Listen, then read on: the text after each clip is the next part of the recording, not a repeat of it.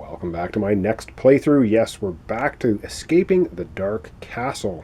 So I got my Kickstarter for this, which comes with a giant box. It comes with a nice metal sort of first player U token. It comes with trait cards for the characters, which we will set up here in a minute. It comes with a bunch of extra item cards. It comes with quick reference cards now. Rules to remember: if you rest for a round in combat, you restore a hit point. After surviving a combat, draw one item card, regardless of the number of players in the game. Each character can hold minimum or maximum of 2 items. Items can only be traded between chapters. Interesting and good things to know. And we have the symbols: might, cunning, wisdom. Roll a chapter die for each game. Player in the game, you take no damage with a shield, and the amount of damage dealt by an enemy. So very handy sheets now. There are death die, I think these are called, probably having to do with certain item cards that come up and or adventure cards. We have another special die, the golden axe die. We have a cult die, a whole bunch of extra die now. We actually have a defeat and victory condition cards. And extra things. Well, we have a new boss monster added, which is the Death Knight. Now, I don't know if the Death Knight's going to show up because there's now 12 finishing monsters. And the finishing monster, of course, it goes on the very bottom. And I randomly chose it, so I don't know which one. You get 2 extra beginning cards as well. So now there's 3 instead of just 1. I've done a playthrough of this already, so I'm not going to explain really the rules too much. We're just going to get into it. And so we're playing with the Mason this time. He's got mostly strength, not much wisdom and cunning, and the Tailor, which has lots of cunning, a bit of wisdom, not much strength. The Tailor is from the original game, and the Mason is from the Adventure Pack 1 Cult of the Death Knight expansion. All right, we're going to flip over the first tile here and begin. The idea, of course, is to survive all 15 chapter cards, defeat the boss without having either the Tailor or the Mason die. And they both start with 18 hit points. I will have a 20-sided die out here for each of them in a moment, and then we're going to get started. Okay, and a couple other things I'll mention right off the bat. With the expansion of the Death Knight, when we are drawing item cards, we have to decide which of the 2 characters. I'm playing solo again, so they have 18 health each.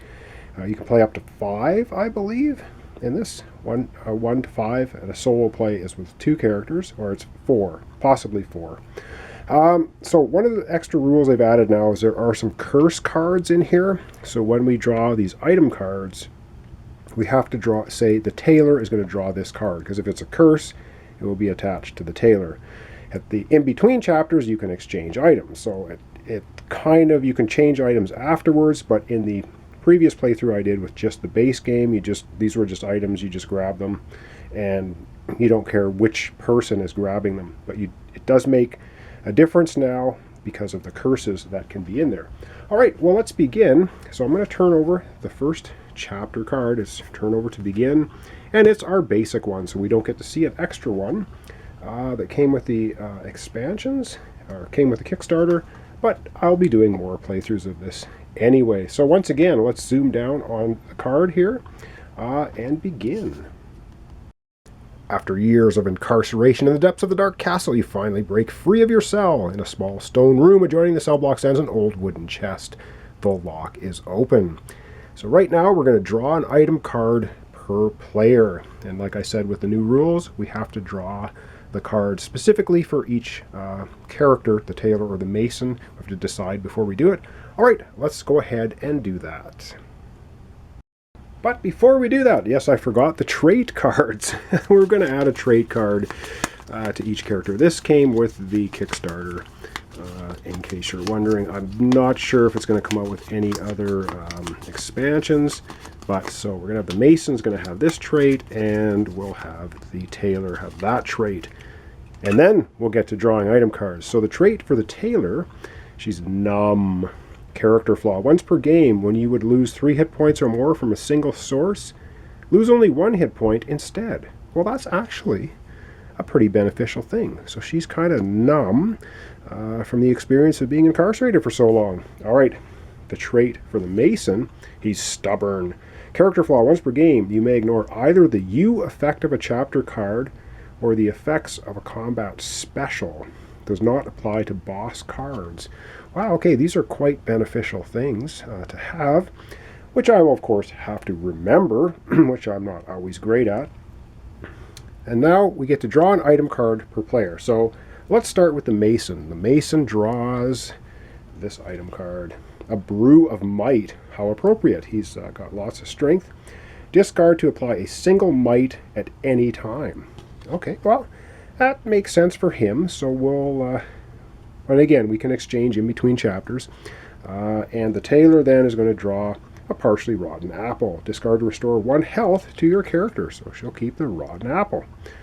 All right, good stuff. I might move the trait cards up so I have room for 2 items. All right, we're going to go back to the card, finish up, and continue on. It says, you hear footsteps approaching. You must not linger here. You make for the exit, slipping away and disappearing into the darkness. Turn the first chapter card now. All right, we're going to zoom back out, and we're going to decide if it's going to be the Mason or the Tailor that turns the next card. So let's get to it.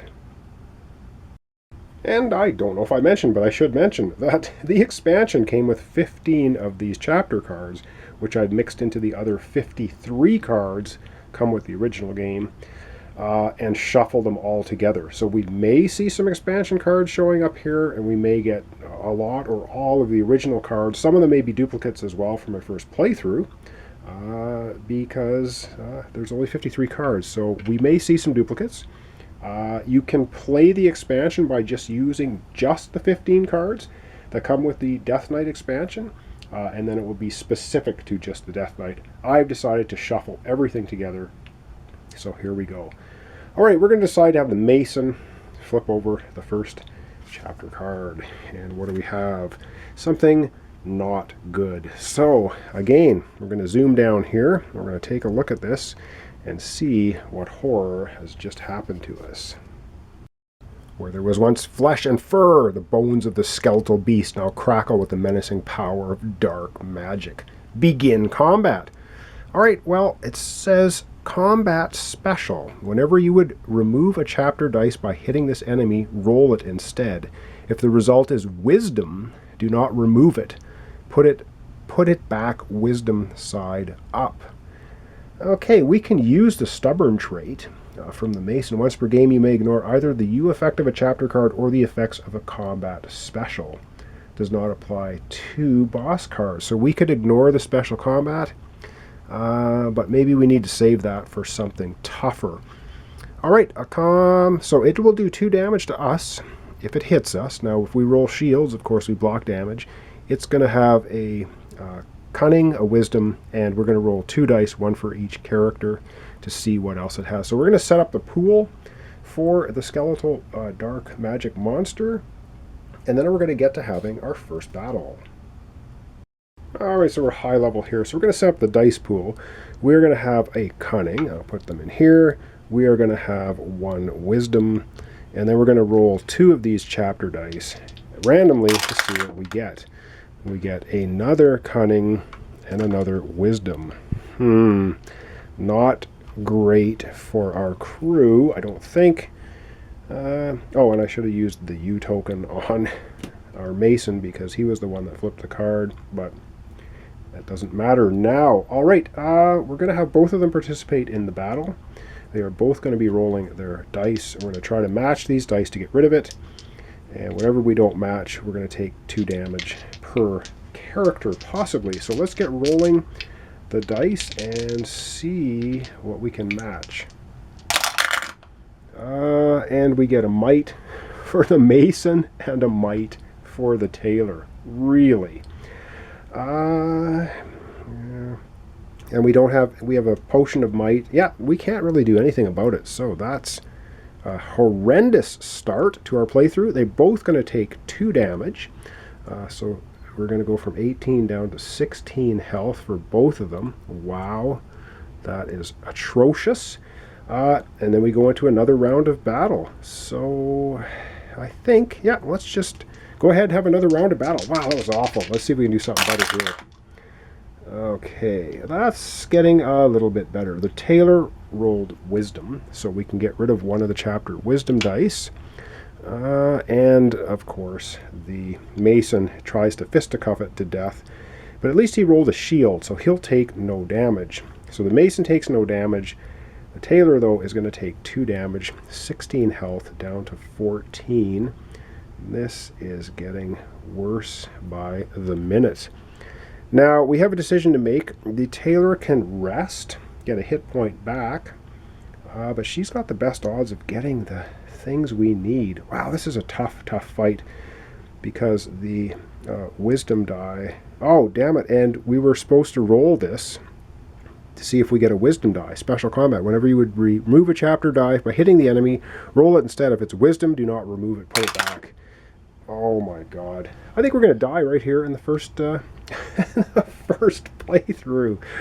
Oh, this is terrible. There's really absolutely nothing we can do about it except continue to battle. So let's just keep fighting.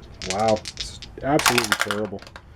Okay, this time we get a double wisdom shield. The Mason gets strength. The Mason doesn't do anything, but we get to remove 2 from the monster. I think it says whenever you would remove a chapter die by hitting. Okay, we're gonna have to roll these though to see if they go away. If they go away, one of them goes away. The other one is wisdom. It stays there. Damn it. Our Tailor rolled a shield, takes no damage. The Mason rolled no shield, takes 2 damage, 16 down to 14. Wow, they've both lost 4 hit points.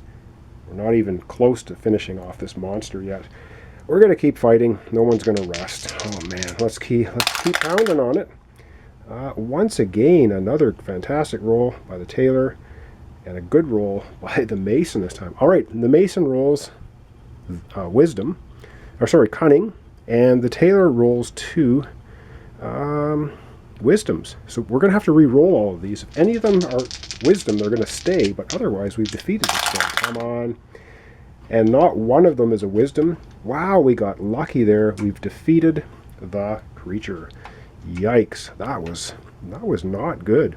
And of course, because we've gotten rid of all its dice now, it doesn't hit us back. So we both lost 4 hit points. Now we get an item card at the end of defeating the monster. We have to decide who is going to get the item. Let's give it to the Tailor. The Tailor gets... Oh, the Tailor is marked for death. Yeah, this is from the Death Knight expansion. You may not rest while marked for death. What? Whenever you take damage from a cultist, you lose an additional 1 hit point. When your hit points is below half its starting level, you must use the cult dice instead of your character die. See rule for the cult dice effects. Place this curse card beside your character card. It cannot be removed. Well, that is about as god-awful a start to this game as we could possibly get. Marked for death. Now the cult die is this one. Yeah, this is bad news. Very bad news. And I think now we're in between chapters. So she's going to go ahead and eat the partially rotten apple. Discard to restore 1 hit point to your character. She might as well go ahead and do that. She's going to go up to 15 health. Because if she gets to 9 health, she's going to have to use the curse die. And every time a cultist attacks her now, if we get a cultist card, it's going to do +1 damage. Wow! That was not good. Not good at all. So I'm going to leave it off there as our intro and episode 1. Thanks so much for watching along. Thanks for your comments, subscriptions, likes. Really appreciate it. This is once again Escape from the Dark Castle. We've tossed in the Death Knight expansion. Wow, the Tailor's already marked for death from the dark magics. Of course, she's numb. Why wouldn't you be? We got the Stubborn Mason, 15 health on our Tailor, 14 on the Mason. And we have a Brew of Might for the Mason, and that's about it. So, wow. Thanks so much, and we'll see you in the next episode.